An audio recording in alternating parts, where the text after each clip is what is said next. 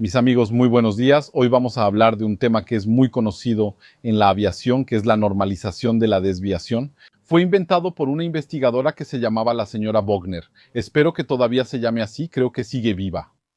Y de hecho fue en la época de la explosión del Challenger, ese cohete de la NASA que despegó. Mientras que la organización, la NASA como organización, sabía y había sido advertida de que iba a explotar. Metieron a 7 personas ahí, encendieron la mecha, despegó, explotó, cuando era completamente previsible, previsto y anunciado. Y entonces es cierto que esa investigación hizo correr mucha tinta y la NASA empezó a ser puesta como el ejemplo típico de una organización disfuncional, pero no hay que criticar solo a la NASA porque eso se puede encontrar en muchísimos sectores de alta tecnología, se puede ver en la aviación, de lo que hablamos regularmente en este canal, en la medicina, en el buceo, como vamos a hablar hoy. Entonces, como decía, en las Maldivas hubo 5 personas que fueron a bucear en circunstancias absolutamente atroces. Eso significa, miren, tenemos una columna de agua de 50 a 60 metros de profundidad y en el fondo de esta tenemos el inicio de un sistema de cuevas compuesto por 3 cámaras, cuevas submarinas, nada menos. Eso ya es algo que, si lo piensas bien, puede darte un poco de pesadillas. Cuando lo piensas, si se te caen las llaves de un barco y están a 60 metros de profundidad solo para ir a buscarlas, no hablo de una cueva, hablo de llaves en la arena. Eso ya es un buceo técnico, ya es una inmersión difícil que requiere bastantes repeticiones, entrenamiento, habilidades y experiencia y todo eso. Entonces ahí ir a esa profundidad y luego una vez que estás ahí, entrar en un sistema de cuevas, creo que de alguna manera tienes que tener ganas de acabar con la propia vida. Entonces estuve en las Maldivas hace más o menos 2 o 3 años. En ese entonces, bueno, ahí llueve, estamos un poco en los trópicos, pero bueno, es una lluvia algo cálida, así que está bien. Decía que lo que me llamó la atención y solo buceé una vez, me fui, ya ves, este chaleco me lo llevé conmigo, llevé el equipo, todo eso. Solo buceé una vez, aunque una maleta entera estaba reservada para mi equipo. ¿Por qué? Es porque vi algo, vi una actitud que me pareció muy temeraria, que me pareció despreocupada en ese lugar, mientras que no lo noté en otros lugares. Por ejemplo, en Turquía buceé varias veces con clubes certificados por la Federación Turca de Buceo y todo eso. Francamente, llegué hasta 45 metros en un barco frente a Antalya y todo eso. Y sinceramente, nunca sentí peligro, desorganización ni nada de eso. Pero en las Maldivas es muy particular y desafortunadamente eso se puede encontrar en lugares muy turísticos. Entonces me vas a decir que Antalya también es muy turístico, pero aún así mantuvieron una disciplina, donde me pareció que se había perdido en las Maldivas. Te cuento. Yo llego para bucear, así que la temperatura exterior es de 30 grados. Sabes, en los trópicos puedes comprobarlo hoy, donde están las Maldivas. La temperatura cuando hace frío es de 29, cuando hace calor es de 31. Así ha sido desde que el primer hombre caminó sobre la Tierra. Así que me pongo mi traje de neopreno. Necesitas un traje de neopreno porque en la superficie el agua es agradable y caliente y todo, pero después tienes corrientes térmicas y se enfría de repente. Es como en el océano. Entonces, me pongo mi traje, el cinturón de plomo, las aletas, la máscara, todo completo. Ok, después hay que caminar. Estamos en el centro de la isla. Hay que caminar hasta el final de un muelle para llegar al lugar de buceo. Así que me encuentro a 30 grados con el traje puesto, caminando. No sé la distancia, tal vez sean 500, 600, 700 metros, pero te puedo decir que con el equipo es muchísimo. Afortunadamente hay alguien que llevó los tanques en un carrito y las puso al final del muelle, así que llego al final del muelle. Ya estoy sudando bajo el traje, ok, después busco una escalera o algo para bajar y me digo, no, voy a tener que saltar al agua. Entonces, saltar de un muelle que está a 3 metros, mira, te digo algo, he hecho eso algunas veces en mi vida, pero no es realmente algo que disfrute. Te explico cómo funciona. Tomas tú, estás completamente equipado, ¿ves? Con tu equipo. Tienes la botella en la espalda, vacías el chaleco, ¿ves? Hay un chaleco ahí que está sujeto a la botella. Entonces, vacías el chaleco completamente, de verdad. Porque si queda inflado en el momento del impacto con el agua, va a empujar la botella bruscamente hacia arriba. La grifería que ves aquí, la primera etapa puede golpear en la parte de atrás, contra la nuca, y eso no es nada agradable. Te lo digo de una vez. Entonces, vacías eso completamente. Entonces, lo que haces, espera, voy a revisar algo aquí. Porque hay que tener mucho cuidado. Nunca respires esas cosas sin limpiarlas. Te cuento algo. Hay un tipo que es asmático, salbutamol. ¿Sabes? Esos inhaladores, los asmáticos los tienen por todos lados. Tienen uno en el coche, uno en la casa, en la oficina, todo eso. Entonces, y a veces están mezclados con llaves, con cosas, todo eso. Había una tapita pequeña, había ahí una tapita de bolígrafo Bic, la parte de atrás de la tapa de Bic, esa cosita de atrás que se había salido y luego se fue a meter dentro del inhalador de salbutamol. Él lo que hizo fue tomar el inhalador, hizo esto e inhaló. ¡Pum! Entonces tienes el gas más el efecto de la inhalación, la tapita de plástico terminó dentro de sus pulmones, ¿ves? ¿Ves? Entonces es cierto, hay que tener mucho cuidado antes de simplemente inhalar. Así que esto lo limpié antes de empezar a grabar. Lo vacié, le soplé un poco de aire, porque si haces eso, inhalas y tienes una araña adentro. Se ve caminando en la radiografía, ¿sabes? Por cierto, hubo un tipo, creo que fue en Etiopía, encontraron un insecto en lo profundo de sus bronquios, en el fondo de sus pulmones. Y de hecho tuvo que irse, creo, a Singapur para que se los quitaran, porque no había manera, no tenían el equipo. Una vez que llega a Singapur, le hacen la radiografía y no había nada. Y de hecho se dieron cuenta cuando recordaron que el insecto estaba en la máquina de rayos X en realidad, y por eso aparecía en algunas radiografías. Pero en todo caso, hay que tener mucho cuidado en la vida, de verdad, si no ponemos atención a muchas cosas. Así que para tirarse de un muelle es toma esto. No, no, no, no, no. De hecho, lo que tienes que hacer es saltar sosteniendo esto y sosteniendo tu máscara. Tienes que sujetarlos con todas tus fuerzas y saltas, porque si dudas en la forma de sujetarlos, una vez que el agua golpee, te los va a arrancar. Te va a arrancar eso, la segunda etapa que llevas en la boca. Te lo va a arrancar, te va a arrancar la máscara. Y después, bueno, tienes el chaleco desinflado, como dijimos. Tienes un cinturón de plomo, te vas a hundir directo al fondo, te vas a hundir directo al fondo. Bueno, con un poco de entrenamiento no es el fin del mundo, porque incluso sin máscara haces esto. Recoges tu tubo, lo pones, soplas dentro. Pero si no logras soplar dentro, no pasa nada. Presionas un poco aquí y sacas el agua, respiras, incluso sin máscara no pasa nada. Pero bueno, así es, quiero decir, una vez en el agua, ¿verdad? Les decía, yo mantenía mi máscara y todo y todo. Nos dicen, el instructor nos dice, sí, no podemos bucear aquí, vamos a tener que nadar.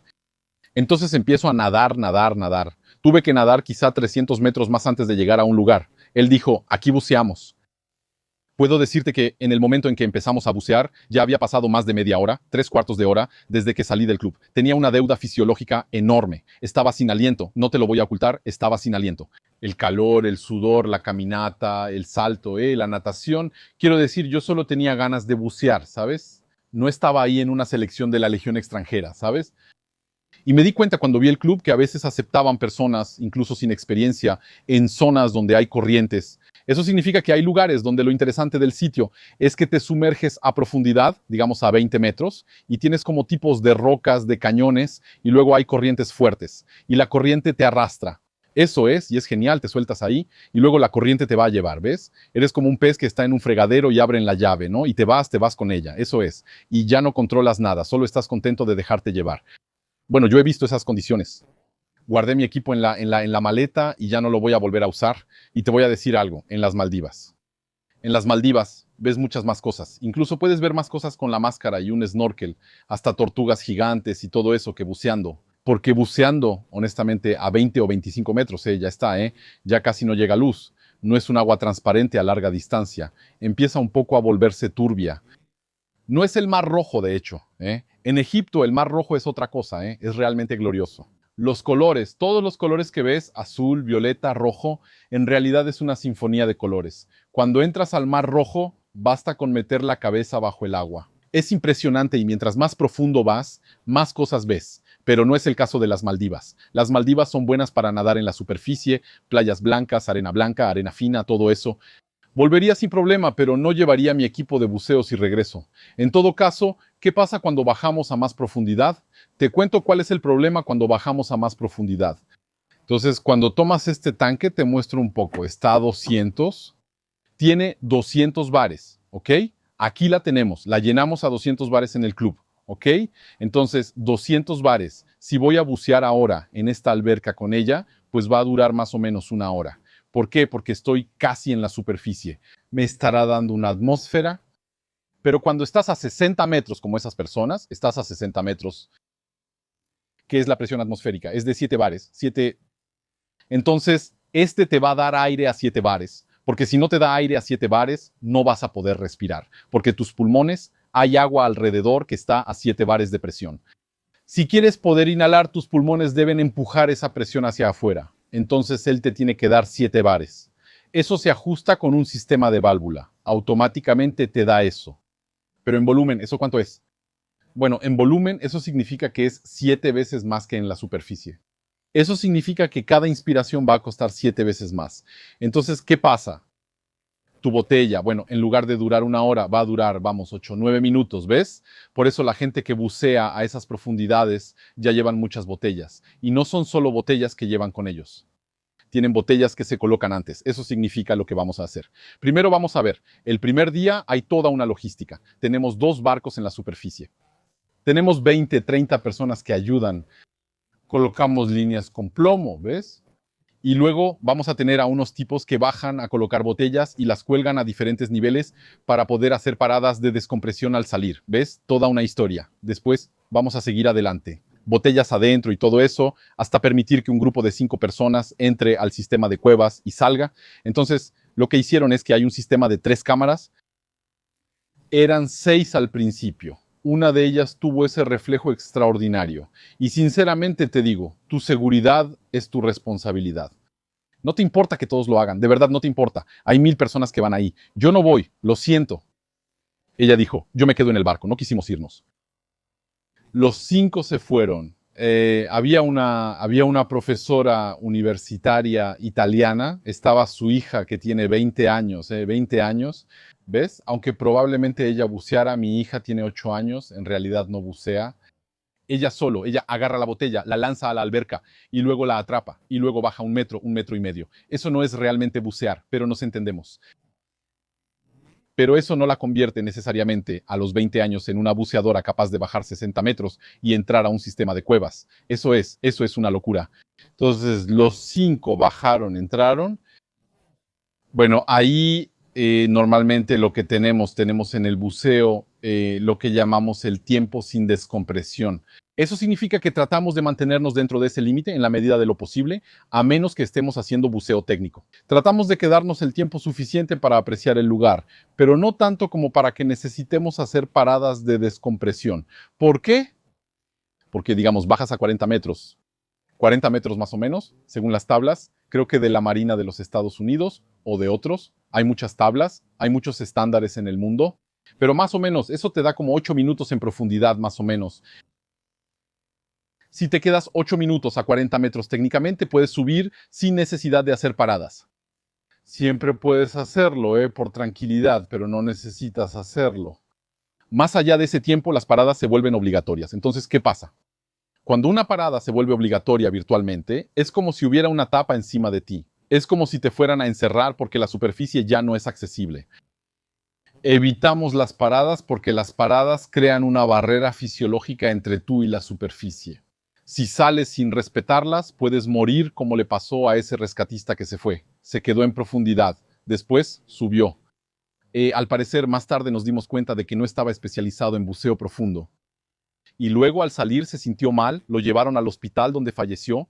Allá en las Maldivas tienen cámaras de compresión por todos lados, porque generalmente se usan para salvar a la persona. La ponen en una especie de tubo grande de metal. La encierran, aumentan la presión adentro para volver a disolver el nitrógeno que está en forma de burbujas en su cuerpo. Y lo que vamos a hacer después es bajar la presión poco a poco para dejar que ese nitrógeno se evacúe gradualmente.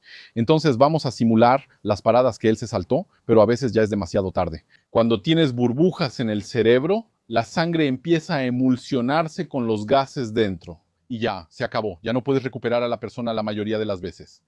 Entonces te decía, una vez que intentamos evitar las paradas de descompresión, porque justamente eso va a crear una frontera, ¿ves?, entre tú y la superficie.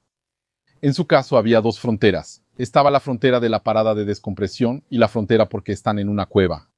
Y te digo algo, a 50 metros ahí el tiempo va a bajar a unos 5 o 4 minutos, ¿ves?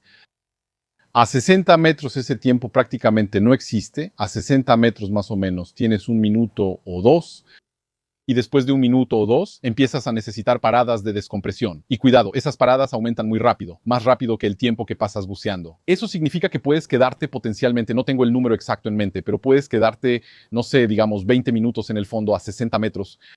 Bueno, para salir probablemente habrá varias horas de descompresión en varios niveles que necesitas, pero no parece que tuvieran el equipo, que tuvieran la logística preparada. Después entran a las cuevas. En las cuevas hay varios problemas. La luz no llega, pero de todas formas, incluso en las Maldivas, te digo, no creas que el agua es transparente hasta los 60 metros. Bueno, me dirás, solo he buceado una vez, en un solo lugar. Pero en general, en las Maldivas no hay aguas transparentes por decenas y decenas de metros. A 60 metros ya no te llega la luz. Además entras a las cuevas. Entonces, aún más razón para tener menos luz, así que necesitas linternas, etcétera, necesitas una linterna de mano. Ahora, el problema es que generalmente quienes hacen este tipo de buceo usan un hilo de Ariadna. Eso significa que van a llevar una cuerda para saber dónde está la salida.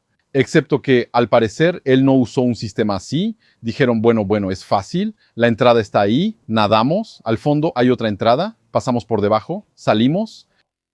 Me imagino que eso es lo que debió pasar por su cabeza. El problema es que basta con que uno dé una patada con la aleta, un pequeño golpe de aleta ahí. Eso levanta sedimentos. Te das la vuelta. Ya no sabes realmente dónde está la entrada. Ya no sabes realmente a dónde ir porque estás en una nube. Estás en una nube de sedimentos y pones tu mano ahí frente a ti. Casi puedes verla. Ok, pero ya no ves nada. Se acabó. Todavía puedes orientarte con la brújula y todo eso, pero bueno, buena suerte, ¿no? No necesariamente llevamos una brújula con nosotros. Ok, eso es, no necesariamente hay una brújula. Hay gente que lleva eso. No estoy muy convencido. Hacer IFR en profundidad dentro de una cueva, no estoy muy convencido de eso. Entonces, como decía, los muchachos se encuentran en una situación de jaque mate. Eso significa que están dentro de la cueva. Y una vez buceé en una cueva, y no era una cueva bajo el agua. No es una cueva muy profunda. Tenía, no sé, 5 o 6 metros y había una sala. ¿Cómo decirte? Estaba contento de salir. Estaba contento de salir, porque estás en un tubo. Tú estás avanzando lentamente con las aletas. Tienes piedras encima de ti. Si no tienes cuidado, escuchas el ruido. Escuchas tu tanque raspando contra las rocas encima de ti. El tubo está lleno. No puedes salir. Si llegas a tener un problema. Si alguna vez aspiras y el aire no llega, no puedes hacer nada, no puedes salir. Se acabó. No hay salida, no hay salida. Y entras en pánico y francamente... ¿Franchement? Francamente les digo, no soy muy valiente con esas cosas. Ok, el dentista y las cuevas submarinas, eso no es lo mío. Tengo mis límites, así que llego al final de la cueva. Salimos, así, de esta manera. Agua, miramos. Hay una sala adentro, es una sala. Y escuchaba agua fría, agua helada que estaba fluyendo de la montaña, desde el interior de la montaña y que llegaba a esa cueva. Había aire. Había una burbuja de aire que probablemente llevaba ahí 1 millón de años. Yo estaba ahí, el instructor me dijo, puedes respirar, porque tenía miedo de respirar. Salí y guardé eso en la tierra. Yo estaba así, respirando por puro nervio, porque yo confío en él. Me dijo, no te preocupes, puedes respirar. Entonces empecé a mirar. Escuchaba el sonido del agua. Es bastante aterrador. Estás en las entrañas de la tierra. Tienes la impresión de volver a ser un feto y regresar al vientre de tu madre. Es bastante aterrador. Más allá del atavismo y todo eso, es bastante aterrador. Y entonces, sí, me quedé como 10 o 15 segundos. Me dije, bueno, vámonos ya, está bien. Y entendí, está bien. Pero me cuesta imaginar a personas en un sistema de cuevas. A 50, 60 metros. Y el asunto, ¿sabes? Te hablé del consumo de aire. Ojo, el consumo de aire en la alberca aquí sí puede durar 1 hora. ¿Sabes por qué? Porque te dije la presión y todo eso, todos lo entienden. Pero también hay otra cosa. Es porque te relajas. Mira, estás en una alberca, el agua azul, estás tranquilo, cierras los ojos, te dejas flotar así.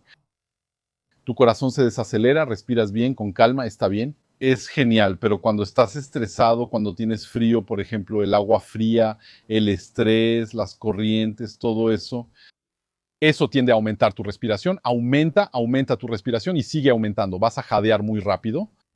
Y te aseguro que a 40 metros no hablo de 60, hablo de 40 metros. aspiras 3, 4 veces, de verdad, bien, miras la aguja y la ves bajar. Entonces, a 60 no me atrevo a imaginar lo que debió pasar. Así que probablemente estamos en una situación.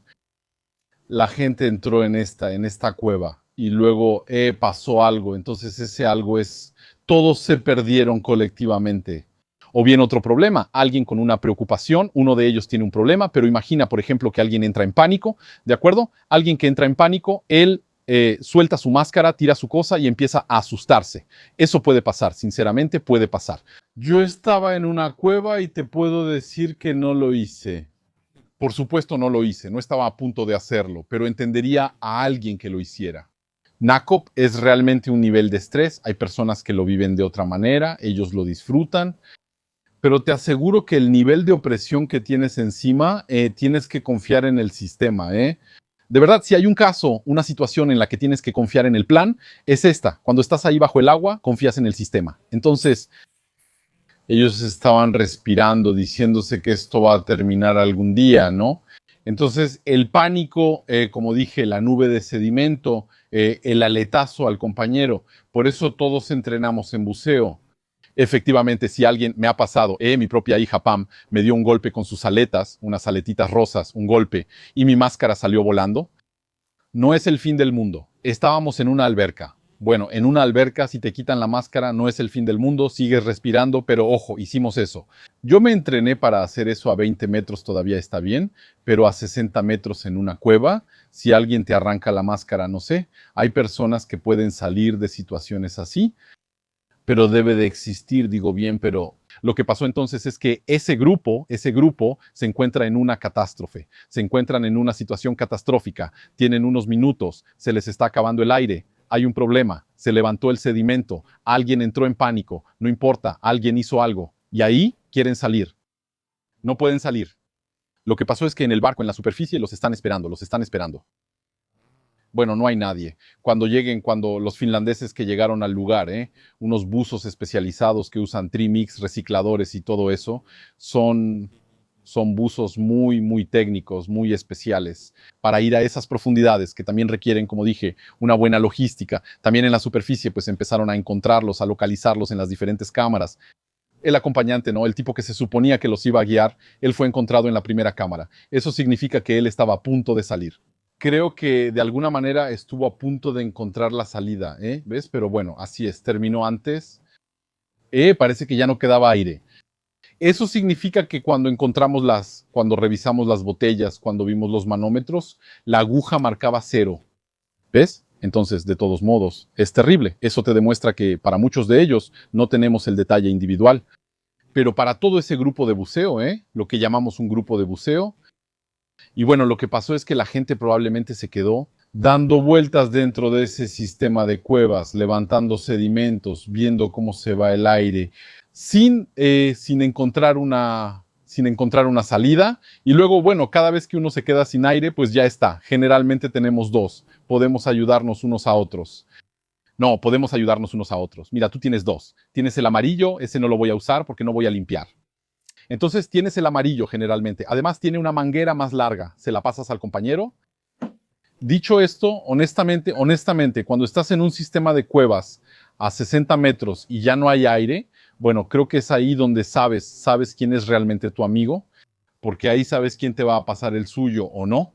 Pero de todas maneras, aunque te pasara el aparato, a esas profundidades, dos personas respirando de la misma botella, no.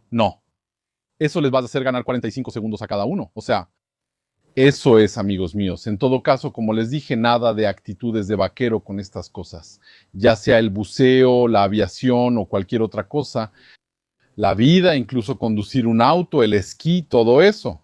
Mira, Schumacher, conductor de autos, conocido mundialmente, Fórmula 1, todo eso, se accidentó esquiando, ¿ves? Quiero decir, siempre cuidar tu seguridad, nunca normalices la desviación. Incluso, sabes, te voy a decir algo, el problema con la desviación, cuando empezamos a hacer tonterías, repetirlas, todo sale bien, es grave porque sentimos que es normal, sentimos que logramos llevar al límite lo posible. Mira, es como, te doy un ejemplo, tenía un amigo, sí, estaba borracho, condujo muy rápido. Llegó a la casa, eso es todo, no pasó nada, no hubo ningún accidente, no hubo ningún policía que lo detuviera, no perdió su licencia, no perdió su licencia. Eso no significa que lo que hizo esté bien, eso no significa que lo que hizo, pues, sea normal. No damos eso por válido solo porque funcionó una vez. Es porque funciona y funciona y funciona y funciona. Cuando tienes un 777 que despega de Nueva York, aterriza en París, luego va a Calcuta, después va a Mauricio, a Sudáfrica, y hace eso durante 30 años sin tener nunca un problema. Eso es repetitivo, porque hay un proceso detrás, hay una organización. No es que cada vuelo sea improvisado ni que vaya a forzar los límites de lo posible. No es una aventura. Un vuelo no es una aventura, ¿sabes? Ahora, cuando empezamos a salir de esa zona y a hacer lo que queremos, bueno, pues ahí está, funciona. A veces la vida perdona, ¿eh? A veces el equipo perdona, la naturaleza perdona, la providencia. Una vez, dos veces, tres veces y luego un día, tragedia. Gracias amigos por haber visto este video que es, para que quede claro, un especial sobre la manifestación, pero no es un especial sobre la sustancia. En cuanto al fondo, hoy hablamos de seguridad y exactamente los mismos códigos. La misma filosofía de seguridad aérea se aplica en muchos aspectos de la vida, incluso cuando usamos una escalera y subimos a pintar una pared. Gracias por haber visto hasta aquí y nos vemos en el próximo video.